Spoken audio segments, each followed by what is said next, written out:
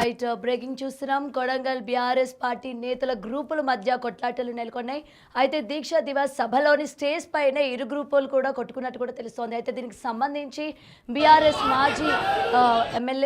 మాజీ ఎమ్మెల్యే ఆనంద్ పట్నా నరేందర్ రెడ్డి పేరును ప్రస్తావించకపోవడం వల్లే ఈ ఆందోళన నెలకొంది అన్న విషయం అయితే ఇక్కడ మనకి క్లియర్గా తెలుస్తోంది. ఒక్కసారిగా మనం మనకి ఆల్రెడీ బిగ్ టీవీ విజువల్స్ మనకి ఒకసారి కనుక చూసుకుంటే క్లియర్గా మనకి కనిపిస్తోంది. కేవలం పట్నా నరేందర్ రెడ్డి పేరును ప్రస్తావించకపోవడంలోనే మొత్తానికి కూడా గందరగోళం ఏర్పడింది అన్న విషయం అయితే ఇక్కడ మనకి క్లియర్గా కనిపిస్తోంది. ఒక్కసారిగా మనం విజువల్స్ అయితే చూద్దాం.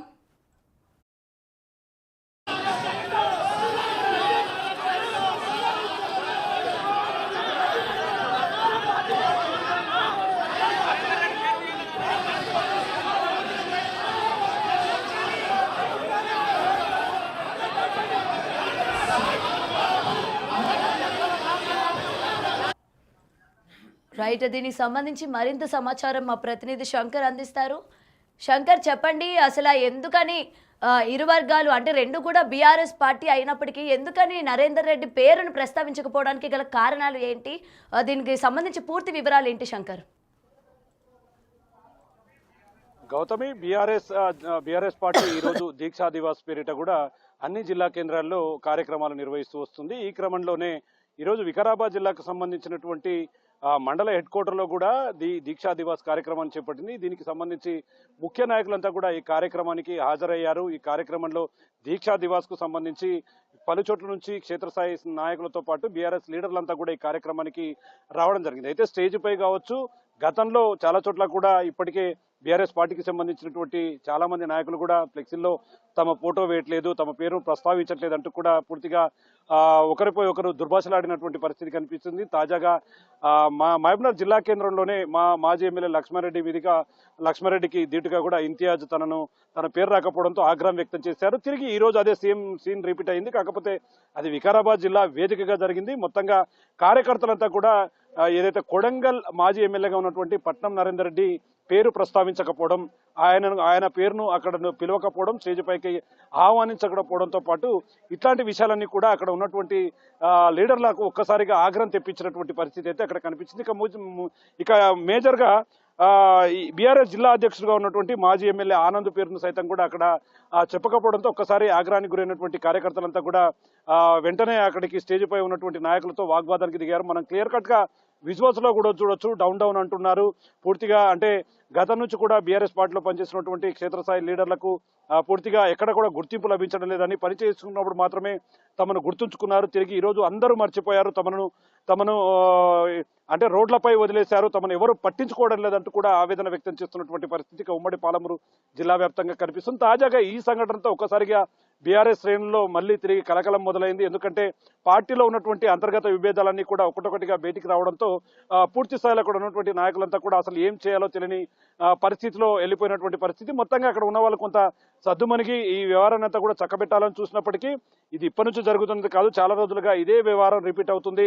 తిరిగి ఈ రోజు కూడా అదే రిపీట్ అయింది. కాబట్టి మేము ఊరుకునేది లేదు, పార్టీకి సంబంధించినటువంటి వాళ్ళను పక్కన పెట్టి ఈ రోజు పార్టీ కోసం పనిచేయకుండా మధ్యలో వచ్చిన వారికి పెద్దపీట వేస్తుంది బీఆర్ఎస్ పార్టీ అంటూ కూడా అక్కడ ఉన్నటువంటి వారు కూడా ఫైర్ అయ్యారు. ఒకనొక సందర్భంలో ఒకరిపై ఒకరు తోపులాట, అంటే కొట్టుకునేంత వరకు కూడా, ఇది గొడవకు వరకు కూడా వెళ్ళడంతో ఒకసారిగా అక్కడ ఉన్నటువంటి వారు కొంతమంది దీన్ని వారించడంతో ఇది కాస్త సద్దుమరిగించినప్పటికీ వరుస సంఘటనలతో బీఆర్ఎస్ పార్టీకి సంబంధించినటువంటి నేతల్లో అయితే ఒక కలకలం అనేది మొదలైంది. ఎందుకంటే పార్టీ ఎప్పుడైతే అధికారం నుంచి బయటకు వచ్చిందో అప్పటి నుంచి పార్టీ కోసం పనిచేసిన నాయకులను పట్టించుకోవడం అనేది వాళ్ళకు ఒకవైపు చెప్తున్నటువంటి పరిస్థితి.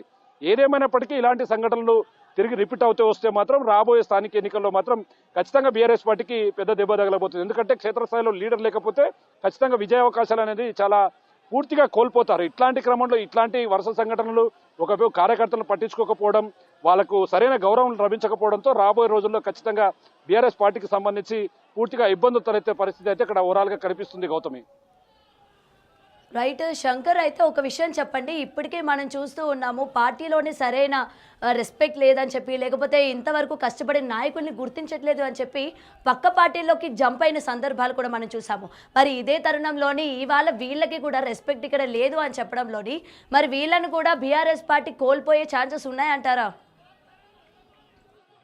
ఎస్ గౌతమ్, ఎందుకంటే గతంలో కూడా చూసాము బీఆర్ఎస్ పార్టీ ఎప్పుడైతే అధికారం కోల్పోయిందో అప్పటి నుంచే కూడా పూర్తి స్థాయిలో తమకు అంటే న్యాయం దక్కడం లేదు, తమకు గుర్తింపు లభించడం లేదు, తమ కష్టాన్ని గుర్తించడం లేదంటూ కూడా చాలా మంది నాయకులు ఇప్పటికే కాంగ్రెస్ పార్టీలో చేరడం జరిగింది. ఇప్పటికీ పూర్తి స్థాయిలో సంవత్సరం కావస్తుంది. తిరిగి పార్టీలో కుదురుకుందాం, పార్టీలో ఖచ్చితంగా కష్టపడ్డ చోట నష్టాన్ని తిరిగి పూడ్చుకొని తమ అధికారంలోకి రావాలని చూద్దామని చెప్పి క్షేత్రస్థాయిలో అది జరుగుతున్నప్పటికీ లీడర్లంతా సక్రమంగా లేకపోవడం, పూర్తిగా స్థానికంగా ఉన్నటువంటి లీడర్స్ అంతా కూడా క్యాడర్ను కాపాడుకోవడంలో పూర్తి స్థాయిలో విఫలమైనటువంటి పరిస్థితి. ఇప్పటికే చాలా మంది నాయకులంతా కూడా ఒకవైపు కాంగ్రెస్ వైపు చూస్తున్నారు. ఇప్పటికే అధికార పార్టీగా ఉన్నటువంటి కాంగ్రెస్ లో పూర్తి స్థాయిలో చేరే విధంగా ఇక మేజర్ గా స్థానిక సంస్థల ఎన్నికల్లో మాత్రం ఖచ్చితంగా ఇది తీరని లోటుగా తెలుస్తుంది. ఎందుకంటే ఇక్కడ క్షేత్రస్థాయిలో ఉన్నటువంటి లీడర్లంతా కూడా సర్పంచ్, అదే విధంగా వార్డు మెంబర్స్, మిగతా అంటే చిన్న చిన్న ఈ పదవులకు సంబంధించినటువంటి వాళ్ళంతా ఉంటారు. ఖచ్చితంగా వాళ్ళు ఆ పదవిలోనే ఉంటే వాళ్ళకు ఆ గౌరవం ఉంటుంది కాబట్టి ఖచ్చితంగా ఆ గౌరవాల కోసమైనా సరే ఖచ్చితంగా పార్టీలు మారితే తప్ప మనకు ఆ ప్రయోజనాలు చేకూరవనే క్రమంలో కూడా వాళ్ళు పూర్తిస్థాయిలో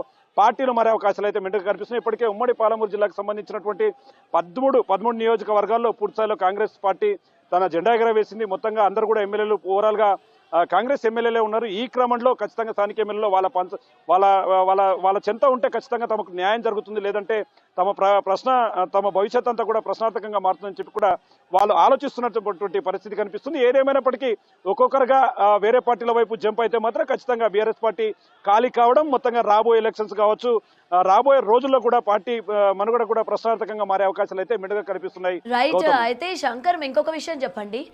ఇప్పటి వరకు కూడా ఇటువంటి సందర్భాలు ఏ వచ్చినా సరే బీఆర్ఎస్ పార్టీ నేతలకి ఎటువంటి కష్టం వచ్చినా మేము అండగా నిలబడతాము అని చెప్పి పార్టీ పెద్దలు మాట్లాడిన సందర్భాలు మనం చాలా వరకు చూసాం. మరి ఇవాళ వాళ్ళ పార్టీలోనే నెలకొన్న ఈ పరిస్థితుల్ని బీఆర్ఎస్ పార్టీ ఏ విధంగా సమర్థించుకునుంది?